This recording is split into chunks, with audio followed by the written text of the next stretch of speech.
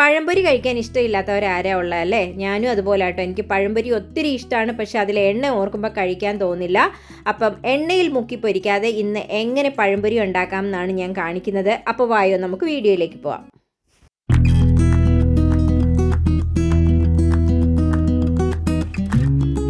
എണ്ണയില്ലാതെ എങ്ങനെ പഴംപൊരി ഉണ്ടാക്കാമെന്നല്ലേ പറഞ്ഞു തരാം കേട്ടോ.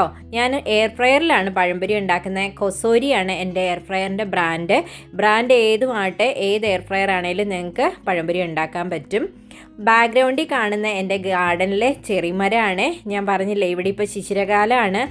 മരങ്ങളുടെ ഇലകളൊക്കെ മഞ്ഞ കളറായി കൊഴിയാൻ തുടങ്ങിയിട്ടുണ്ട്. അപ്പം നമുക്ക് വീഡിയോയിലേക്ക് പോവാം. ആദ്യം ഞാൻ പഴംപൊരിയുടെ ബാറ്ററാണ് ഉണ്ടാക്കുന്നത്. അതിന് 250 ml കപ്പിൽ 1 കപ്പ് മൈദ എടുത്തിട്ടുണ്ട്, 1 ടേബിൾ സ്പൂൺ അരിപ്പൊടി, 1/2 ടീസ്പൂൺ മഞ്ഞൾപ്പൊടി, 1 ടീസ്പൂൺ കറുത്ത എള്ള്, പിന്നെ 1/4 ടീസ്പൂൺ ഉപ്പ്, പിന്നെ മധുരത്തിന് ആവശ്യത്തിനായിട്ട് കുറച്ച് ശർക്കരപ്പാനി, പിന്നെ ആവശ്യത്തിന് വെള്ളം കൂടെ ഒഴിച്ച് അത് നന്നായിട്ടൊന്ന് മിക്സ് ചെയ്തെടുക്കുക. ഓരോരുത്തരും ബാറ്റർ ഉണ്ടാക്കുന്ന ഓരോ രീതിയിലായിരിക്കും അല്ലേ. ഞാൻ ബാറ്റർ ഉണ്ടാക്കുന്ന ഈ രീതിയിലാണ്. ഇതുപോലെ തിക്കായിട്ട് എടുക്കണം കേട്ടോ, അല്ലെങ്കിൽ ബാറ്റർ ലൂസായി കഴിഞ്ഞാൽ അത് ഒലിച്ചിറങ്ങും.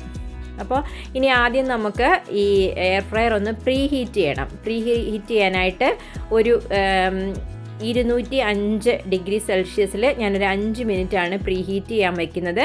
മിക്ക എയർ ഫ്രയറിലും പ്രീ ഹീറ്റ് എന്ന് പറഞ്ഞൊരു സെറ്റിങ്സ് ഉണ്ട്. ഇതെൻ്റെ എയർ ഫ്രയറിൻ്റെ ഓട്ടോ സെറ്റിംഗ് ആണ്, പ്രീ ഹീറ്റിൻ്റെ ഓട്ടോ സെറ്റിംഗ് ആണ്.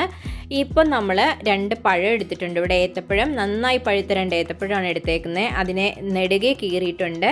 എന്നിട്ട് ആ ട്രേയിൽ കുറച്ച് വെളിച്ചെണ്ണ ഒന്ന് സ്പ്രെഡ് ചെയ്ത് കൊടുക്കുകയാണ്. ഒരു ബ്രഷ് വെച്ച് ചെറുതായിട്ടൊന്ന് സ്പ്രെഡ് ചെയ്ത് കൊടുക്കുക. അത് ട്രേയിൽ ഒട്ടിപ്പിടിക്കാതിരിക്കാൻ വേണ്ടിയിട്ടാണ്.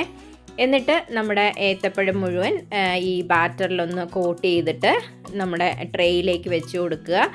നമ്മൾ ട്രേയിലേക്ക് ഏത്തപ്പഴം വെച്ച് കൊടുക്കുമ്പോൾ അത് ഒന്നിനൊന്ന് മുട്ടാതെ വെച്ച് കൊടുത്തു കഴിഞ്ഞാൽ നമുക്കത് ഫ്ലിപ്പ് ചെയ്യാനൊക്കെ എളുപ്പമായിരിക്കും കേട്ടോ.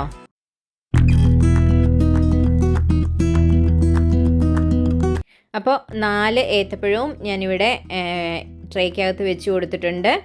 എന്നിട്ട് ട്രേ അടച്ച് ഇനി നമ്മൾ ടെമ്പറേച്ചർ സെറ്റ് ചെയ്യുവാണ്. ഒരു 190 ഡിഗ്രി സെൽഷ്യസിൽ 10 മിനിറ്റാണ് ഞാനൊന്ന് സെറ്റ് ചെയ്ത് വെക്കുന്നത്. 10 മിനിറ്റ് കൊണ്ട് നമ്മുടെ പഴംപൊരി ഇവിടെ റെഡി ആയി കിട്ടും കേട്ടോ. അപ്പോൾ 5 മിനിറ്റ് കഴിയുമ്പോൾ നമ്മളിതൊന്ന് തുറന്ന് അതൊന്ന് തിരിച്ച് വെച്ച് കൊടുക്കണം. ഇപ്പോൾ 5 മിനിറ്റായി. ഞാനതൊന്ന് തുറന്ന് നോക്കിയിട്ട് ഈ മുകളിലേക്ക് വീണ്ടും കുറച്ച് എണ്ണ സ്പ്രെഡ് ചെയ്ത് കൊടുക്കുകയാണ്. ഒരു ബ്രഷ് വെച്ചിട്ട് വെളിച്ചെണ്ണ ആണ് സ്പ്രെഡ് ചെയ്ത് കൊടുക്കുന്നത്.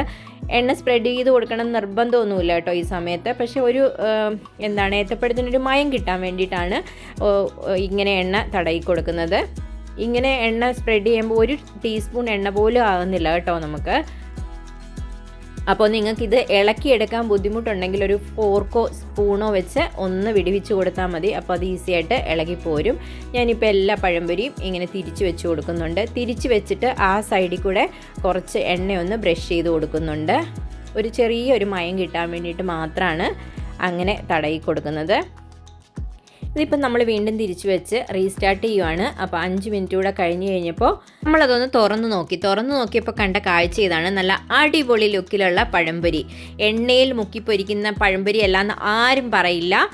എൻ്റെ അഭിപ്രായത്തിൽ ഇത് എണ്ണയിൽ മുക്കിപ്പൊരിക്കുന്ന പഴംപൊരിയേക്കാളും ടേസ്റ്റിയാണ്. അപ്പം നിങ്ങളുടെ വീട്ടിൽ എയർ ഫ്രയർ ഉണ്ടെങ്കിൽ എല്ലാവരും ഇതൊന്ന് ട്രൈ ചെയ്ത് നോക്കണം കേട്ടോ. ട്രൈ ചെയ്ത് നോക്കിയിട്ട് ഫീഡ്ബാക്ക് അറിയിക്കണം. അപ്പോൾ thank you for watching. By.